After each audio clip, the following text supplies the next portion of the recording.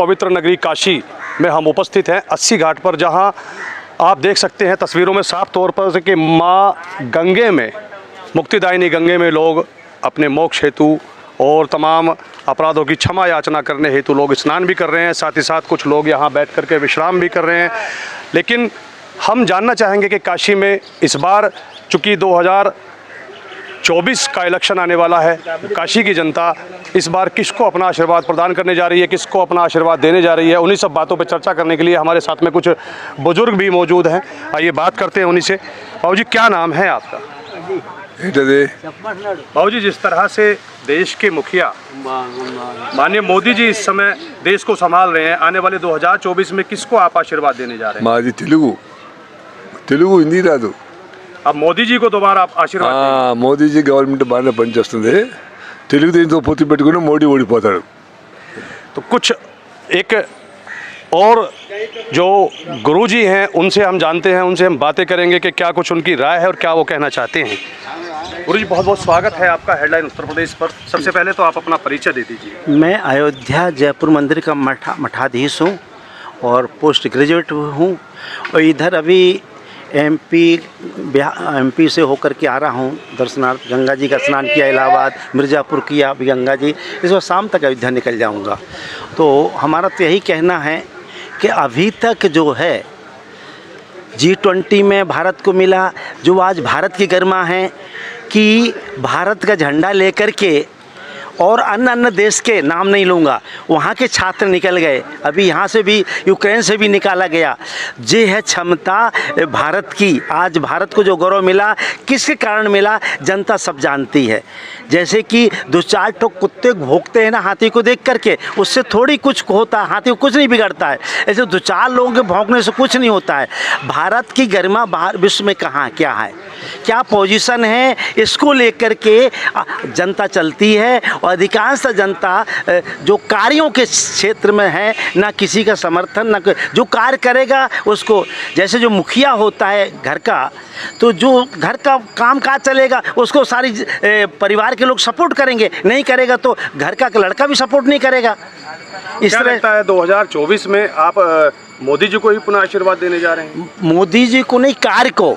जो मोदी जी तो हैं ही आगे, जो कार्य करेंगे मोदी जी, इसलिए योगी जी जो कार्य करेंगे उनको सपोर्ट मिलेगा। इसलिए अभी एमपी का चुनाव होने वाला है, अगर मोदी के नाम पर तो हो जाएगा, लेकिन क्षमता होना चाहिए कार्य क्षेत्र की। वहाँ पर बहुत शायद मोदी जी को नहीं पता होगा, बुंदेलखंड में जानवरों की इतनी बड़ी समस्या है किसानों की, ना शिवराज सरकार सुन रही है ना मोदी सरकार सुन रही है। उस जानवरों की समस्या का समाधान होना चाहिए। कम से कम जानवर की समस्या का समाधान नहीं होगा। गौचर सारे बाहुबली और नोटबली सब कब्जा किए हुए हैं। गौचर की मोदी जी से ही है कि जाके एमपी सरकार को कहे कि गौचर जितना योगी ने छुड़ा दिया है, बड़े बड़े बाहुबलियों को धत्ता बुला दिया है, वहाँ गौचर की समस्या ठीक होनी चाहिए। और गौचर अच्छे दुधारू गाय की समस्या होना चाहिए। ये अगर हो जाए तो सोने में सुहागा हो जाए, नहीं तो है ये, वो तो आने ही वाला है, लेकिन और अति उत्तम हो जाए, इतना कहना है। और 24 में तो आना ही आना है। 24 ये मैं नहीं कह रहा हूँ, एक सन 50 के पहले एक जे चंद्रा स्वामी नहीं जो अभी हुए हैं, बहुत पुराने चंद्रा स्वामी, जब करपात्री जी कम से कम बच्चे थे उस समय की बात है। चंदोसी में बहुत बड़ा यज्ञ हुआ था, तो वो इतने बड़े 90 साल के थे कि बाल आगे के ऐसे उठा के देखना पड़ता था उनको। बहुत बड़ा भवंडर आया, यज्ञ तूफान बहा ले जा रहा था, तो उनसे कहा कि महाराज इसको बचा लीजिए। उन्होंने कहा नहीं भाई, हम नहीं, महाराज के पास जाओ। तो उनके पास गए तो वो बाहर निकले टेंट से, जिस तरह से मोबाइल फटता है ऐसी तेज आंखों से देखा उन्होंने, मोबाइल फट गया, वहाँ बादल उस क्षेत्र एरिया छोड़ करके यज्ञ का वो सब बहा ले गया। तो उन्होंने कहा कि महाराज इस देश के बारे में बता दीजिए। उन्होंने कहा देश के बारे में क्यों पूछता है, विश्व के बारे में पूछ ले। तो उन्होंने कहा महाराज विश्व के बारे में बता दीजिए। बोले मध्य भारत से एक शक्ति उदय होगी जो विश्व का गुरु बनेगी। मैं नहीं, 90 साल सिद्ध संत की ये आवाज़ है, मैं नहीं समझता हूँ। यानी मोदी जी के लिए संत की आवाज़ है कि विश्व को गुरु बनने के लिए अग्रसर है भारत, और वो उसका अध्यक्षता कर रहे हैं मोदी जी। और संत हैं, उनको क्या करना है, अपने परिवार के लिए समय नहीं दे सकते हैं, और योगी जी अपने पिता के लिए, परिवार के लिए समय नहीं दे सकते। जो उन्होंने कहा यही समाज ही मेरा परिवार है। जैसे मैं संत हूँ, पोस्ट ग्रेजुएट हूँ, 2.25 लाख की सर्विस छोड़ी है, 2.5 करोड़ का मकान छोड़ा दिल्ली का, तो हम समाज के लिए जी रहे हैं।